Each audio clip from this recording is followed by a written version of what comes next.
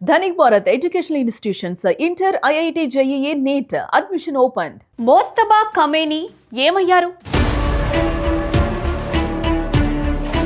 అసలైన బతికే ఉన్నారా లేదా తీవ్ర గాయాలతో కదల్లేని స్థితిలో మంచానికే పరిమితమయ్యారా? కనీసం కన్న తండ్రి అంత్యక్రియలకు కూడా రాలేకపోవడానికి కారణం ఏంటి? ఇప్పుడు ఇవే ప్రశ్నలు ప్రపంచవ్యాప్తంగా పెను సంచలనం రేపుతున్నాయి.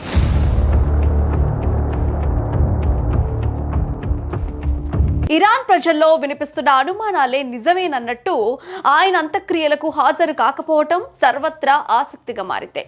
అసలు ఎందుకు మోస్తబా రాలేకపోయారు? దీని వెనుకున్న అసలు రహస్యం ఏంటి?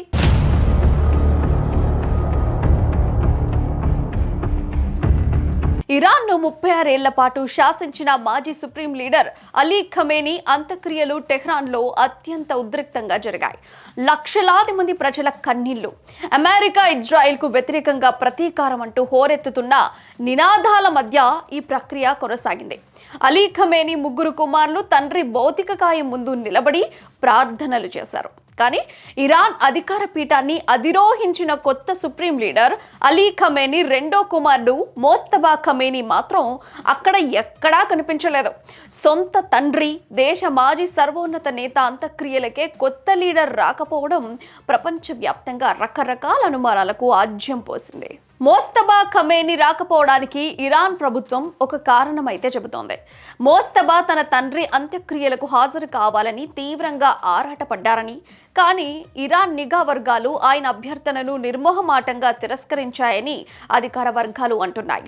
ఒకవేళ ఆయన బహిరంగంగా అంత్యక్రియలకు వస్తే ఇజ్రాయిల్ అత్యాధునిక నిఘా డ్రోన్లు లేదా గూఢాచారులు ఆయన ఆచూకీని కనిపెట్టి అక్కడికక్కడే వైమానిక దాడి చేసే ప్రమాదం ఉందని ఇరాన్ భయపడింది. అందుకే భద్రతా కారణాల దృష్ట్యా ఆయన రాలేదని చెబుతున్నారు.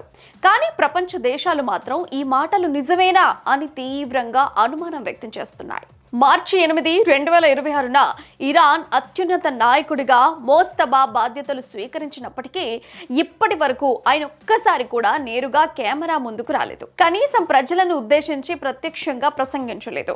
టెలివిజన్లో కేవలం ఆయన పేరిట లిఖితపూర్వక ప్రకటనలు చదవడం లేదా ఆర్టిఫిషియల్ ఇంటెలిజెన్స్ సాయంతో రూపొందించిన డీప్ ఫేక్ వీడియోలను మాత్రమే ప్రసారం చేస్తున్నారు. దీంతో ఆయన ఇప్పటికే మరణించాడని లేదా కోమాలో ఉన్నాడనే పుకార్లు ప్రపంచవ్యాప్తంగా రోజు రోజుకు బలపడుతున్నాయి. దీనికి బలం చేకూరుస్తూ అంతర్జాతీయ ప్రసిద్ధ మీడియా సంస్థ రాయిటర్స్ మరియు యుఎస్ రక్షణ నివేదికలు ఒక సంచలన విషయాన్ని వెల్లడించాయి. ఫిబ్రవరి 28న అలీ ఖమేనీ మరణించిన అదే భీకర వైమానిక దాడిలో మోస్తబా కూడా తీవ్రంగా గాయపడ్డారని, ఆ దారుణ దాడిలోనే ఆయన భార్య, కూతురు కూడా మరణించారని అంతర్జాతీయ వర్గాలు స్పష్టం చేస్తున్నాయి. రాయిటర్స్ కథనం ప్రకారం ఆ క్షిపణి పేలుడు దాటికి మోస్తబా ముఖం పూర్తిగా కాలిపోయి వికృతంగా మారిపోయింది. అంతేకాదు, 1 లేదా 2 కాళ్ళు తీవ్రంగా దెబ్బతినటం వల్ల ఆయన అసలు నడవలేని స్థితిలో మంచానికే పరిమితమయ్యారని తెలిపింది.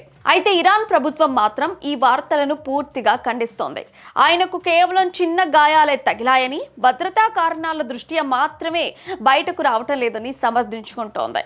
సుప్రీం లీడర్ పూర్తి ఆరోగ్యంతో ఉన్నారని, కేవలం ఆడియో కాన్ఫరెన్స్ల ద్వారానే అధికారులతో మాట్లాడుతున్నారని వెల్లడిస్తోంది.